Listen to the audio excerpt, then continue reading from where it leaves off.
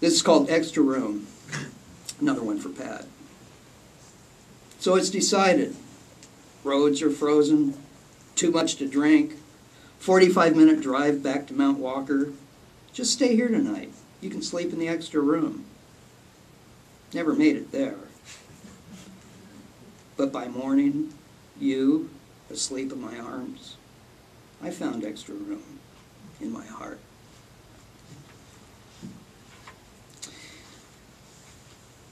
And one more for Pat. It's called Why Not?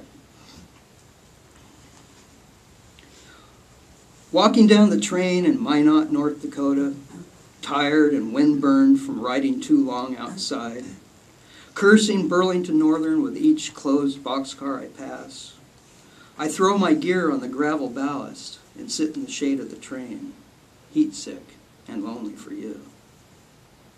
Last night I slept under shooting stars on a windy flat car and dreamed myself home. Dreamed I held your face in my hands by a moonlit sea and spoke so clearly of love, something wonderful bloomed out of all this sadness. I don't know why we live as we do, or why these ghosts call my name from dusty boxcars that roll lost across America. I don't know why it is when I come home and feel you warm against cold sheets that none of it seems to matter anymore. It just doesn't seem to matter. Okay, a couple more. This poem's called Women. I'm doing dishes. It's summer. My wife and my mother are outside sitting by the fire, laughing so hard I have to set the pans aside and watch. It's important to pay attention to joy, to love that is serious. Now they're showing each other earrings. Mom's silver bracelet, Pat's jade teardrops looped around her neck. The night sky bringing its own slow jewelry to bear. It hasn't always been like this. I wasn't an easy son. To those who say redemption dwells only in the house of the Lord, I say, you haven't met these women.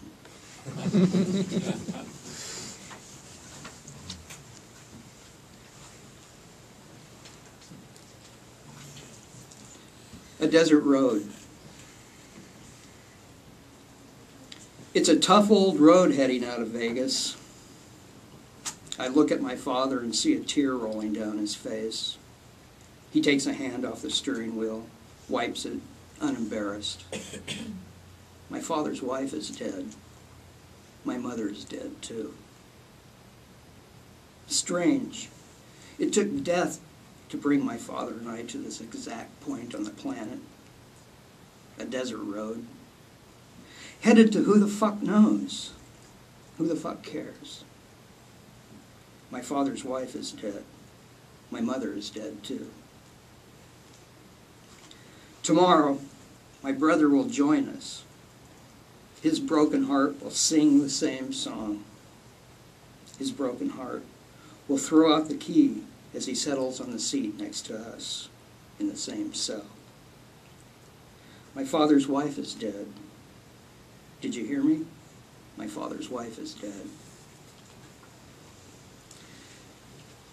It's strange because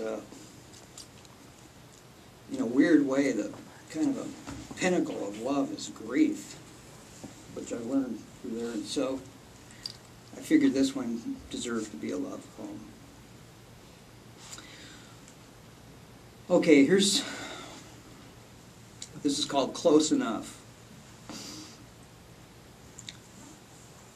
I never did find out how you ended up at Ann's, but there you were, coal black hair, and eyes so green they seemed beyond any reasonable beauty.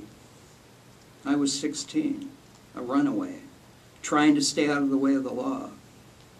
You were running too, from a brutal husband somewhere in Colorado. We spent days together, walking the ridges of Big Cottonwood Canyon, and the horse show in Draper, sitting in the bleachers, sipping from your smuggled bottle. watching the ponies canter by, watching my green, green heart ripen. You were my first real woman, the first to hear me, the first to begin the untangling of love's unfathomable knots. Like everything in those turbulent times, one day you were gone. The only thing left of you, a tender note saying goodbye. I still don't know if it was love, or the inevitable longing that trails after it. It was close enough, though. If I'd had the chance, I would have dropped to my knees and begged. You know, it's really interesting about this poem, because I came home, I left some poems with Pat to read while I was somewhere, and I came back from work, and she was sitting on the couch with a really strange look on her face, and she said, you know, this poem really troubles me. I said, well, why? And she said, don't you realize that you were sexually molested? You were 16 and this was an older woman. And you know, that had never crossed my mind. But then I remembered my friend Melody in southern Utah. And she had gone on a river trip, and she had a 15 or 16-year-old son, and one of her friends got him drunk and fucked him. And Melody got back, and I remember someone told her what had happened. She didn't say anything. She just got in her Jeep. She drove down to Moab, went into the Poplar Place Tavern, grabbed this woman, drug her out of the bar, and just kicked the living shit out of her. So, there's the other side. You're right, Pat. Okay, two more short ones, and then we'll call it a day. This poem's called Spare Change, and it's a homage to my old friend and mentor, Robert Sund. There's a line in this poem that says, an honest mistake turned into mountains. And I should explain that. Robert used to write letters, and if he made a mistake or something, he would just doodle these beautiful little... He's the only guy I ever knew that would leave a note on my door if I missed him, and I'd save it because it was just beautiful. So anyway, it's called Spare Change for Robert Sund. Your little poems I've collected are beginning to add up. 4 lines a nickel, 6 lines a dime. An honest mistake turned into mountains, a shiny 50-cent piece. Suddenly, and without warning, the soul steps forth, pockets full, headed for the liquor store.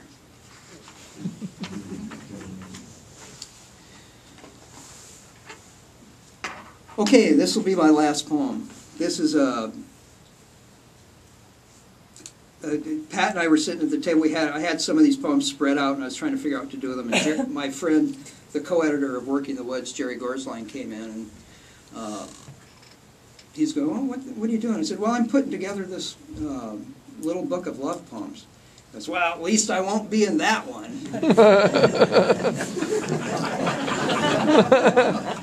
So I immediately wrote love poem with Jerry in it. And this one's for Pat, too. I finish the poem and read it to you. I see in your eyes a tear beginning. It's beautiful, you say.